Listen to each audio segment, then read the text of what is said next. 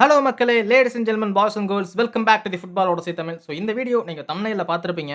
Victor ஓசிமன் அதாவது இப்போ current ஜெனரேஷன்ல top ஸ்ட்ரைக்கர்ஸ்ன்னு கேட்டா நீங்க யார சொல்லுவீங்க? அலெக்சாண்டர் ஈசாக் கண்டிப்பா சொல்லுவீங்க. எர்லிங் ஹாலண்ட், ஹாரி கேன்னு சொல்லிட்டே இருப்பீங்க. ஸோ இந்த லிஸ்ட்ல விக்டர் ஓசிமன நம்ம வந்து தூக்கி போட முடியாது. பிகாஸ் நாப்போலில 25 பிளஸ் கோல்ஸ் அடிச்சிட்டு இருந்தான். அண்ட் கேலட்டாசரேல 36 கோல் அடிச்சு டாப் ஸ்ட்ரைக்கர் இந்த லீகா இருந்தாப்ல. அண்ட் கேலட்டாசரே கூட டபுளும் அடிச்சிருக்காப்ல. ஸோ இந்த மாரி நம்ம பண்ணிட்டு இருக்கும்போது, அடுத்தது அதாவது இந்த கிளப்லேருந்து அடுத்தது ஒரு பெரிய கிளப்க்கு தான் போப்போறோம். ஒரு மேன் யுனைட்டடோ, இல்ல ஒரு லிவர்பூலோ, இல்ல ஹாலாண்டுக்கு டஃப் குடுக்குற மாரி பிரீமியர் லீக்ல ஏதோ ஒரு கிளப்க்கு போய் அங்க வந்து டாப் ஸ்கோரரா இருக்க போறான். அப்படின்னு நெனச்சிட்டு இருக்கும்போது, கேலட்டாசரேலே டிரான்ஸ்ஃபர் வந்து பெர்மனன்ட்டா இருந்திருக்காப்ல. நான் வந்து கேலட்டாசரே ஒரு லோயர் கிளப், ஒரு வந்து மிடில் கிளப் அப்படின்னு நான் சொல்ல விரும்பல. ஏன்னா கேலட்டாசரே வந்து டர்க்கில ஒரு biggest club. And respectful to Galatasaray ஒரு ஆர்சனல், ஒரு லிவர்பூல் இவன்லாம் வந்து வேற லீக் இல்லையா, அவுட் ஆஃப் த லீக் அப்படின்னு சொல்லலாம் இல்லையா? ஸோ இந்த மாரி பார்க்கும்போது, ஓசிமன் ஒரு பெரிய கிளப்க்கு போவான்னு நெனச்சிட்டு இருக்கும்போது நம்ம வந்து பெர்மனன்ட்டா வந்து கேலட்டாசரேலே இருந்திருக்காப்ல. ஸோ இத பத்தி என்ன நடந்துச்சு? என்ன டாக்குமென்டரி மாரி இந்த வீடியோல நம்ம பார்க்க போறோம். அண்ட் ஆல்சோ அதுக்கு முன்னாடி நம்ம வந்து 1000 சப்ஸ்கிரைபர்ஸ் ரீச் பண்ணியிருக்கோம். ஸோ ஓஜி ஃபோர்ட் லெஜெண்ட்ஸ் அப்படின்னு சொல்லக்கூடிய நம்ம ஃபர்ஸ்ட் 1000 சப்ஸ்கிரைபர்ஸ் வந்து அதுக்கு நான் மத்தவங்கலாம் இல்லன்னு சொல்லல. நான் வந்து ஃபர்ஸ்ட் 1000 வந்து எனக்கு ரொம்ப ரொம்ப ஒரு என்ன சொல்றது? ஒரு ஃபர்ஸ்ட் மைல்ஸ்டோன் நான் சொல்லியிருப்பேன். ரோட் டூ 2K சப்ஸ்கிரைபர்ஸ் இப்போதைக்கு நம்மளுக்கு வந்து ஆன். ஸோ முடிஞ்ச அளவுக்கு பார்க்குறவங்க எல்லாருமே சப்ஸ்கிரைப் பண்ணிக்கோங்க. அண்ட் இன்னுமே நம்ம live watch along, live transfer news and live ஒரு என்ன சொல்றது டாக் எல்லாமே நம்ம பண்ண போறோம். So yes subscribe to our channel and also like பண்ணிக்கோங்க அந்த வீடியோவ. ஸோ ஃபர்ஸ்ட் ஆஃப் ஆல் நம்ம வீடியோக்குள்ள போயிரலாம். என்ன வீடியோ அப்படின்னு பார்த்தீங்கன்னா, நம்ம விக்டர் ஓசிமன் எல்லாருக்குமே தெரியும். One of the best striker in the world. கரண்ட்லயும் நம்ம வந்து அப்படி சொல்லலாம். அது என்ன ஆச்சு அப்படின்னா, சிபிஎஸ் ஸ்போர்ட்ன்னு சொல்லிட்டு யூரோப்ல வந்து ஒரு மெயின் ஸ்ட்ரீம் மீடியா இருக்கு. அவங்க வந்து விக்டர் ஓசிமன ஃபர்ஸ்ட் ஆஃப் ஆல் இன்டர்வியூ எடுத்தாங்க. அதில என்ன சொல்லியிருந்தாப்ல அப்படின்னா, ஜர்னலிஸ்ட் வந்து கேட்குறாங்க, உங்களுக்கு வந்து சவுதி டிரான்ஸ்ஃபர் நியூஸ்லாம் வந்துகிட்டு இருக்கு. ரூமர்ஸ்லாம் வந்துட்டு இருக்கு. பிரீமியர் லீக்ல வந்து மேன் யுனைட்டட் நீங்க போற மாரி ரூமர்ஸ்லாம் வந்துட்டு இருக்கு. அத பத்தி நீங்க என்ன நினைக்கிறீங்கன்னு கேட்டப்போ, விக்டர் ஓசிமன் சொல்லியிருக்காப்ல, "நான் வந்து எல்லா ரூமர்ஸையும் பார்த்துட்டு தான் இருக்கேன். நான் வந்து கண்ண மூடிட்டுலாம் இல்ல. சோசியல் மீடியால நான் ஆக்டிவா தான் இருக்கேன். எல்லாத்தையும் நான் பார்த்துட்டு தான் இருக்கேன். பட் நான் வந்து அடுத்தது எங்க போக போறேன் அப்படிங்கிற டெஸ்டினேஷன நான் வந்து ஆல்ரெடி முடிவு பண்ணிட்டேன்." அப்படின்னு சொல்லிட்டு விக்டர் ஓசிமன் தெளிவா சொல்லியிருந்தாங்க.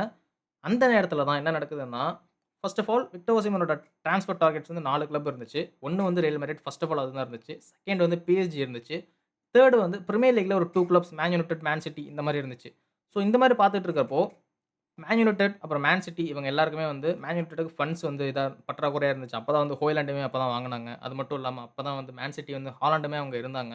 ஸோ அதனால பிரீமியர் லீக்ல இந்த 2 கிளப்புக்குமே வாய்ப்பு இல்லாம போயிடுச்சு. ஆர்சனல்லாம் பார்த்தீங்கன்னா, அவனுக்கு வந்து ஃபண்ட் வந்து அவ்வளோ இல்ல. அந்த மாரி இருந்துச்சு. செல்சியும் பார்த்தீங்கன்னா, ஃபண்ட் அவ்வளவா இல்லாம இருந்துச்சு. அந்த நேரத்தில தான் டோட் பாய்லி வந்து உள்ள வந்து மிட்ஃபீல்ட் எல்லாம் ஓவரால் பண்ணிட்டு இருந்தாப்ல. ஸோ இந்த மாரி டைம்ல வந்து பிரீமியர் லீக் போறது வந்து ரொம்ப கஷ்டமாயிடுச்சு. அதுக்கப்புறம் ரியல் மேட்ரிட் வந்து கிலியான் எம்பாப்பேவ ஒரு மாஸ்டர் கிளாஸ் சைனிங். ஏன்னா, கிலியன் எம்பாப்பே வேஜஸ்லாம் உங்களுக்கு தெரியும். 400K தாண்டி போயிட்டு இருக்கும். ஸோ இந்த மாரி வேஜஸ்ல வந்து கிலியன் எம்பாப்பே இருக்கும்போது, விக்டர் ஓசிமன் அப்ப நாப்போலில எர்ன் பண்ணிட்டு இருந்த வேஜஸ் வந்து பார்த்தீங்கன்னா, 400K நியர்லி அதான் எர்ன் பண்ணிட்டு இருந்தாப்ல.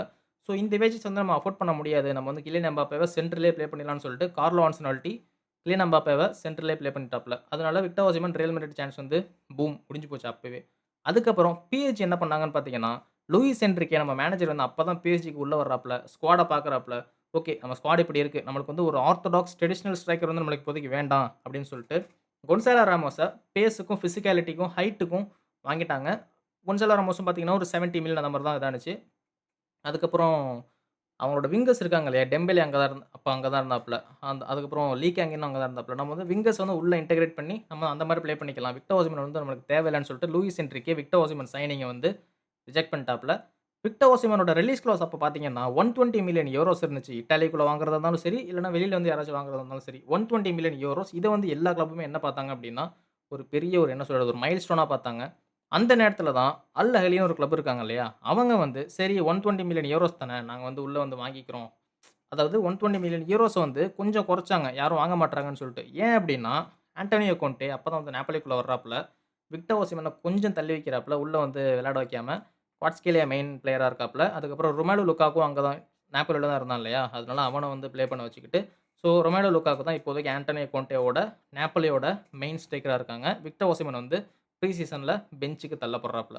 ஸோ இந்த நேரத்தில விக்டர் ஓசிமனோட ஏஜென்ட் என்ன பண்றாங்க அப்டின்னா, நான் வந்து விக்டர் ஓசிமன் வந்து யூரோப் மட்டும் இல்ல, சவுதிக்கும் போறதுக்கு சான்ஸஸ் இருக்கு. நாங்க வந்து பார்த்துக்கிட்டு இருக்கோம் அப்படின்னு ஒரு நியூஸ் வந்து வெளிய விட்டோனே, விக்டர் ஓசிமன் இன்ஸ்டாகிராம் ஸ்டோரியில போட்டு, "என்னடா பண்ணிட்டு இருக்க? நான் ஒரு பக்கம் இங்க கஷ்டப்பட்டுட்டு இருந்தா, யூரோப்லயே ஸ்டே பண்ணலாம்னு பார்த்துட்டு இருந்தா, நீ வந்து சவுதிக்கு லிங்க்க குடுத்துக்கிட்டு இருக்க. நான் வந்து உன்ன சாக் பண்றேன். நீ இனிமே என்னோட ஏஜென்ட் கிடையாதுன்ற" மாரி இன்ஸ்டாகிராம் ஸ்டோரியில போட்டு, ஓசிமனோட ஒரு நெருங்கிய ஒரு ஏஜென்ட் வந்து இவனுக்கு மறுபடியும் இன்னொரு அதாவது பழைய ஏஜென்ட்ன்னு நெனைக்கிறேன்.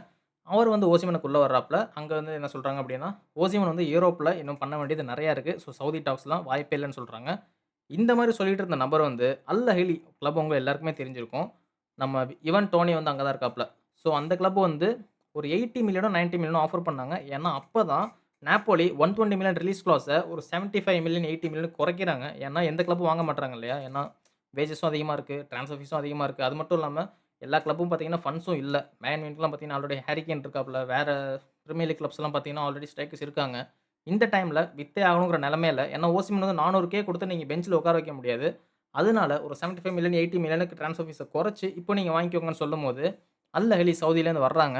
அங்க வந்து என்னாச்சு அப்டின்னா, நாப்போலி ஓசிமன் என்ன சொல்லிட்டு இருந்தான், நான் வந்து சவுதிக்கெல்லாம் போக மாட்டேன்னு சொல்லிட்டு இருந்த ஆளு, இப்போ வேற வழியே இல்லாம அந்த நேரத்தில, இல்ல நான் வந்து இங்க இருக்கேன் அப்டிங்கிற மாரி சொல்லி, இப்போ என்னாச்சு 400K வேஜ வந்து நீ குடுக்க முடியாம, உன்ன உட்கார வைக்கிற நிலைமை ஆயிடுச்சு. அதனால அல் அஹ்லி உள்ள வந்து ஒரு 80,000,000 90,000,000 ஆஃபர் பண்றாங்க. அந்த நேரத்தில நாப்போலி, "நீ சவுதி தான ஆயில் மணி இருக்குல்ல, நீ வந்து இன்னும் கொஞ்சம் குடுன்னு" சொல்லிட்டு இன்னும் கேட்கறானுங்க. அந்த நேரத்தில அல் அஹ்லி என்ன பண்ணிட்டானுங்கன்னா, "நீ என்னடா இன்னும் கேட்டுருக்க? நீ குறைச்சா தானே நாங்க வந்தோம். நீ என்ன இன்னும் கேட்கிறன்னு" சொல்லிட்டு அவனுங்க வெளில போய்ட்டானுங்க. ஏன்னா ஓசிமன் வந்து ஒத்துக்கிறதே பெரிய விஷயம் சவுதிக்கு. அவன் வந்து ஒத்துக்கிட்டான். அதுக்கப்புறம் பார்த்தீங்கன்னா, நீ வந்து இன்னும் ட்ரான்ஸ்ஃபர் கேட்டீன்னா என்ன பண்றது? அவனுக்கு 400K 500K குடுத்து, உனக்கும் 100,000,000 குடுத்து என்ன பண்றதுன்னு சொல்லிட்டு, அவனுங்களும் வெளில போய்ட்டானுங்க. ஸோ அவ்வளோதான். எல்லா டோரும் குளோஸ் ஆயிடுச்சு. இப்போதைக்கு ஒரே டோர் என்ன இருக்குன்னு பார்த்தீங்கன்னா, லோன் ஆஃபர் மட்டும் தான். அப்போதான் கேலட்டாசரே டர்க்கிலேருந்து நான் வந்து உங்களுக்கு சீசன் லாங் லோன் வந்து உங்களுக்கு நான் ஆஃபர் பண்றோம் அப்படின்னு சொல்லிட்டு, ஃபுல் வேஜஸையும் கவர் பண்ணல. ஏதோ 70% 75% தான் கவர் பண்றாங்க.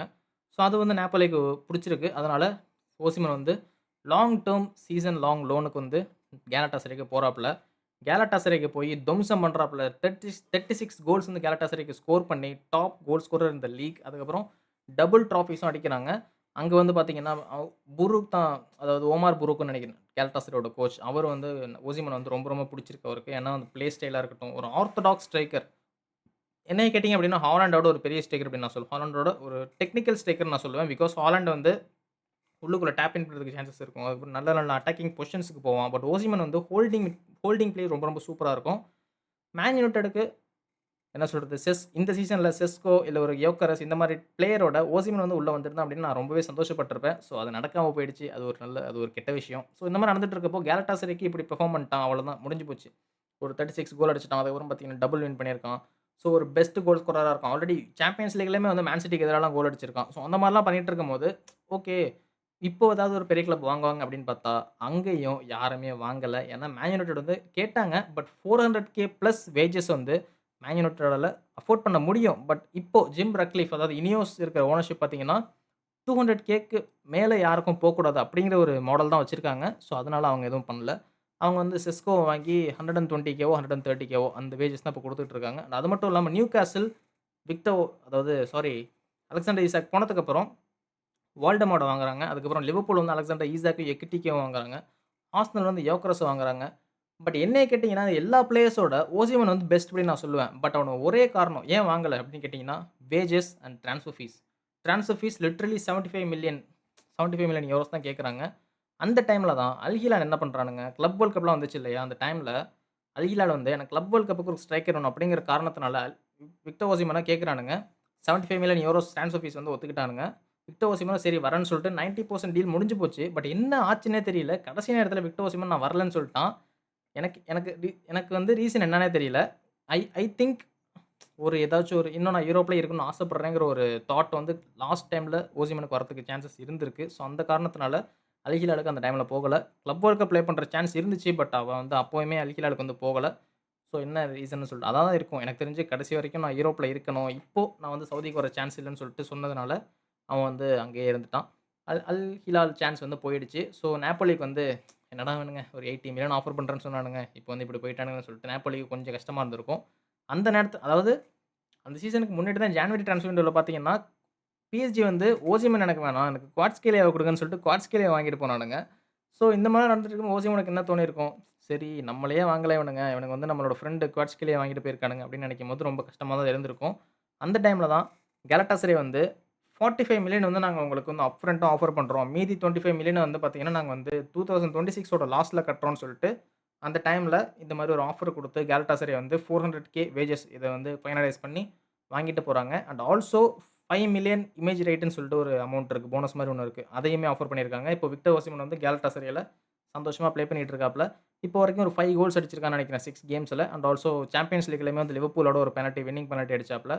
பட் எல்லாருக்குமே தெரியும் விக்டர் ஓசிமன் வந்து நம்மளோட ஜூர்ஜன் கிளாப் வந்து சொல்லியிருக்காப்புல. ஒரு டீமோட, ஒரு ஸ்குவாடோட, ஒரு கோச்சோட ஒரு பெஸ்ட் ஸ்ட்ரைக்கர் ப்ரொஃபைல் இப்போ இருக்கிற கரண்ட் ஜெனரேஷன்ல யாருன்னு பார்த்தீங்கன்னா, விக்டர் ஓசிமன நான் கண்டிப்பா சொல்லுவேன்னு சொல்லிட்டு ஜூர்ஜன் கிளாப்பும் சொல்லியிருக்காங்க. And every football analyst, journalist இல்ல, அனலிஸ்ட் என்ன சொல்லுவாங்க அப்டின்னா, நான் வந்து ஒரு கிளப் வச்சிருக்கேன். நான் வந்து ஒரு கிளப்ப சப்போர்ட் பண்றேன். அப்போ வந்து எனக்கு ஒரு ஸ்ட்ரைக்கர் வேணும் அப்டின்னா, எனக்கு ஃபர்ஸ்ட்டு வர தாட் என்னவா இருக்கும் அப்டின்னா, ஓசிமன் தான் இருக்கும். ஹாலண்டெல்லாம் இருந்தாலுமே எனக்கு ஓசிமன் தான் எனக்கு வந்து ஃபர்ஸ்ட்டு தாட்டா இருக்கும். ஏன் அப்டின்னா, அவன் அடிக்கிற ஷாட்ஸ்லாம் பாருங்களேன், கர்வா அடிக்க மாட்டான். இன்சைட் தி ஃபுட் அடிக்க மாட்டான். அவுட் சைட் தி ஃபுட் அடிப்பான். ஸ்ட்ரெய்ட் ஃபுட்டா இருக்கும் அவன் அடிக்கிற ஷாட்லாம் பார்த்தீங்கன்னா. ஸோ அந்த மாரி இருக்கிற பிளேயர் வந்து ஹாலண்டோட ஒரு நல்ல டெக்னிக்காலிட்டி இருக்கிற பிளேயர் தான் நான் நெனைக்கிறேன். பிகாஸ் இப்போ வந்து அவனுக்கு 26 ஏஜ் ஆயிட்டிருக்கு.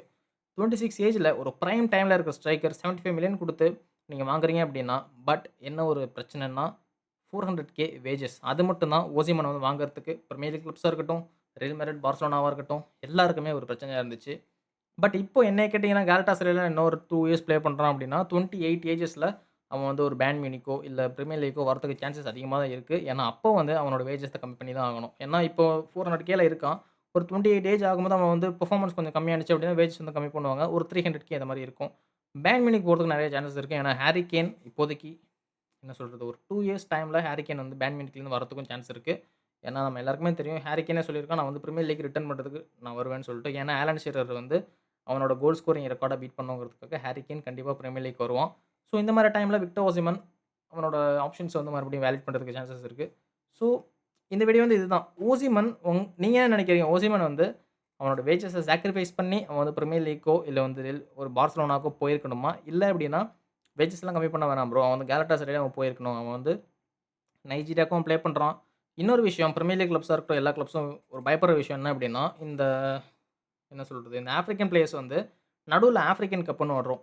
அதுல ஒரு 1 மந்த் வந்து அவங்க வந்து அவைலபிலிட்டியா இருக்க மாட்டாங்க. ஏன்னா, அந்த ஆஃப்ரிக்கன் கப்புக்கு போயிருவாங்க. சாலாவா இருக்கட்டும், மானேவா இருக்கட்டும், அதுக்கப்புறம் நம்ம எம்பூமோ, இது மாரி பிளேயர்ஸ் எல்லாருமே ஆஃப்ரிக்கன் கப்புக்கு போய் அவைலபிலிட்டி இருக்காது. ஸோ, இதுவும் ஒரு காரணம். ஏன்னா, நீங்க 400K ஒரு பிளேயருக்கு நீங்க செலவு பண்றீங்க. அப்புறம் 75 மில்லியன் ஒரு பிளேயருக்கு செலவு பண்றீங்க. ஒரு சீசன்ல ஒரு மந்த் வந்து அவன் இருக்க மாட்டான். ப்ளே பண்ண மாட்டான். ஒரு சீசன்ல வந்து யுஎஃபா சாம்பியன்ஸ்லாம் சேர்த்து ஒரு 4, 5 கேம்ஸ் வந்துரும்.